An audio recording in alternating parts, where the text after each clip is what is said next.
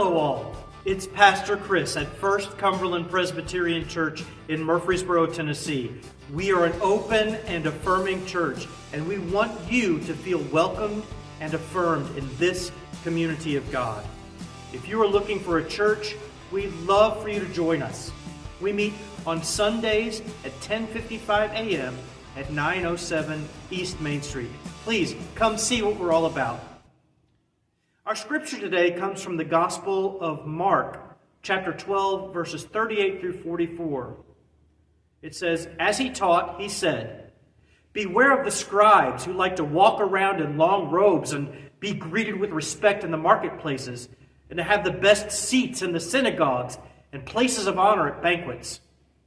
They devour widows' houses, and for the sake of appearance say long prayers. They will receive the greater condemnation.'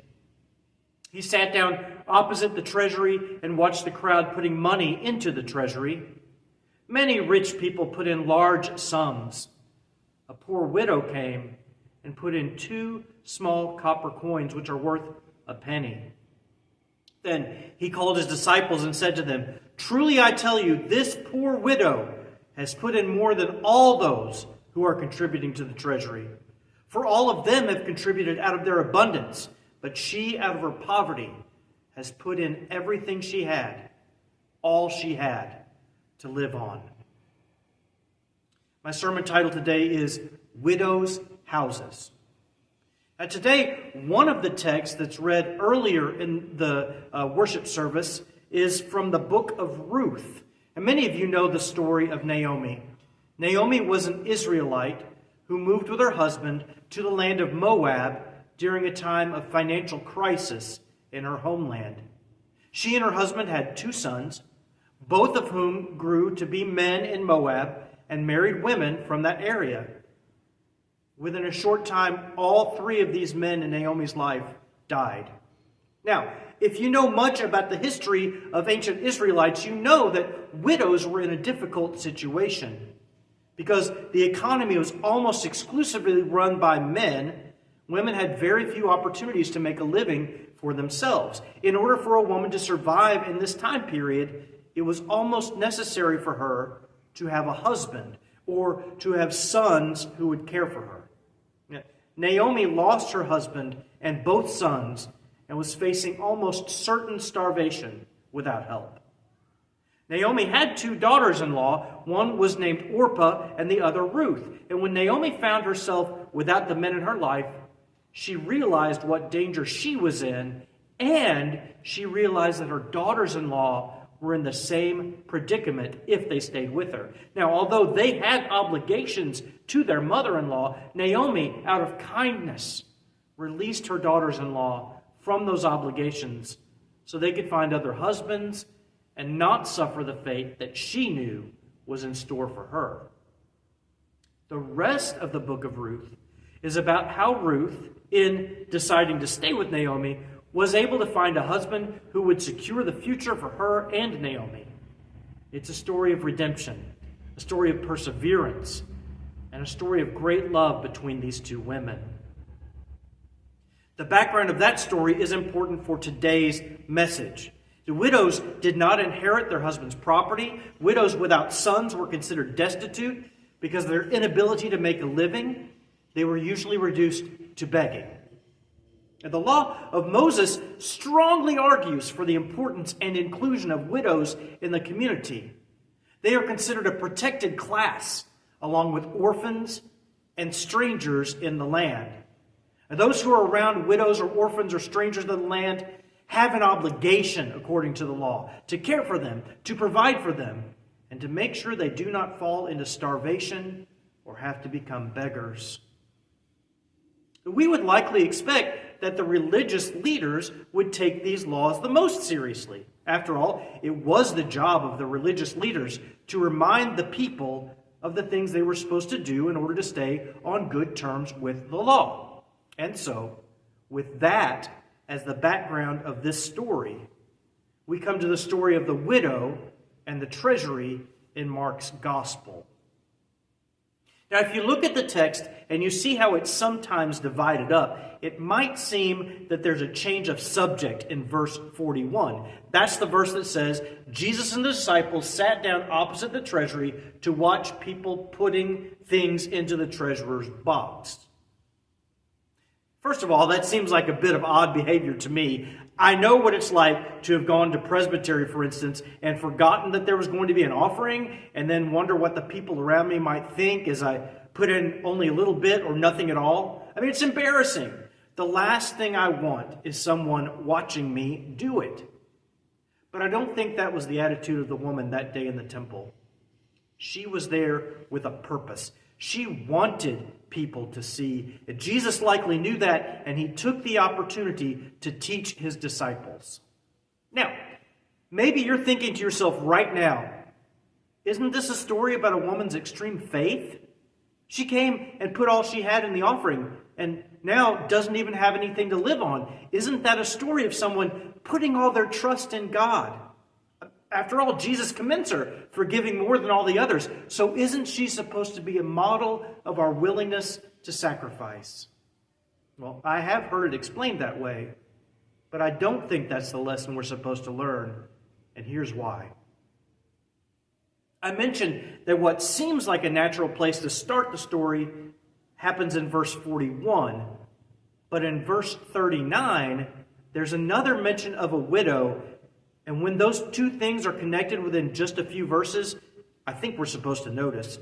In verse 39, Jesus says, quote, "They devour widows' houses, and for the sake of appearance say long prayers. They will receive the greater condemnation." And Jesus is talking about the religious leaders. Now earlier, I said they should be the ones to uphold the law the most. But here they are. When the law says numerous times, and the prophets as well, that you should care for widows, orphans, and strangers in your land, Jesus announces that they devour widows' houses. I can even sort of hear Jesus saying, hey, they devour widows' houses. Now let's sit down and watch how they do it. And then they do sit down, and they see a widow's house being devoured. It had been mostly devoured before, and now this woman takes the last tiny bit she has and she puts it in the treasury. She might as well be saying, here you go, temple. You promised to care for me. You promised to make sure I was not destitute. Well, here you go. Take everything I have left. Take it all, and let me be alone in my poverty. Or maybe like the woman in the story of the widow who cares for Elijah. Here, take it all, and I'll just go home to die. That's Jesus' statement. And all the while, no one from the treasury stops her. No religious leader says, wait a minute, you need this more than we do. And while we're at it, let's open up the treasury box and give you more so you can survive. No one does anything. Is it possible that the temple authorities actually devoured this widow's house? And if so, how many others? I mean, what a lesson, right? And it's tempting for us to stop there and say something like, wow, those ancient temple authorities were pretty rotten. No wonder Jesus came and replaced that system. And I think Mark would be glad if you noticed that. But these words are for us. The temple was the authority of faith and practice for the people of that day. Now, Mark was stepping out of the world of the temple, but he probably didn't anticipate the amount of power the modern church would have in relation to authority of faith and practice. And I wonder if the church thinks it's doing a good job. I wonder if the church today thinks it's caring for those who are most vulnerable in our society. Do you think the church is doing that? More than that, I see so many in the church who, just like the temple authorities from the past, just don't seem to care. The church is the place where we are supposed to learn that the me first thing isn't like Christ. The place where I learn holding on to my stuff or the good things for me and making sure others don't have them is not what it means to follow Christ. The church is the place where we're supposed to learn the countercultural lesson that if you have privilege, you're supposed to lay it aside for the good of others, not double down on it. If you have something, Find a way it can benefit the community instead of hoarding it. When we follow a man who we revere for giving everything of himself away for the benefit of the world, what are we willing to give away? If a destitute widow came into the church and we didn't know her, how many of us would get our checkbooks out?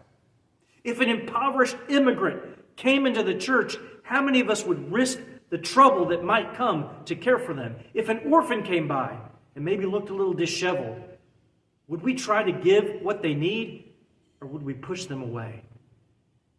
And this extends into so many areas of our lives. And Jesus doesn't give us any get-out-of-jail-free card about it. As you have done to the least of these, you have done to me, Jesus says. That orphan you pushed away, that was me, Jesus says. That widow you ignored, that was me. The immigrant you disdained, that was me. Those who are without protections, if you ignore them or if you find ways to abuse them even more, that's like doing it to me, says Jesus. As the church, as followers of Christ, we have to stand up to the me first movement. We have to stand up to the bullies of the world and remind them, believers and non-believers alike, that the Christ we follow cared for those who were rejected and rejected those who rejected others. And that's not a fairy tale. That's not made up. That is the good news of the gospel. And if that isn't part of our religious practice, we aren't worshiping Christ. It is plain to see in Jesus' words and actions. It is plain that he expects us to follow his lead. I've seen a meme on social media lately that has just floored me. Pastors have been speaking about the Sermon on the Mount in their churches. And at the end of the service, have been asked by congregants where they got those liberal talking points for their sermon. And when they say it's literally Jesus talking in the Bible, they get a response like, yeah, I know, but that doesn't work anymore. It's weak. Jesus' words are weak. Jesus' very teaching doesn't work anymore for Christians? Are you kidding me? True strength is caring for others. True strength is making sure the least are loved and accepted. There is nothing weak about Christ. True devotion to Christ is doing what he did, and that was caring for the weakest and calling out the strongest. Christianity was never meant to be a power-grabbing faith. Just look at our Messiah, who laid down all of his power for the helpless, and that's you and me, and so many others in the history of the world. We need to remind the world what it is to follow Jesus of Nazareth. And I pray we can do that together. May God bless you as you try. Amen.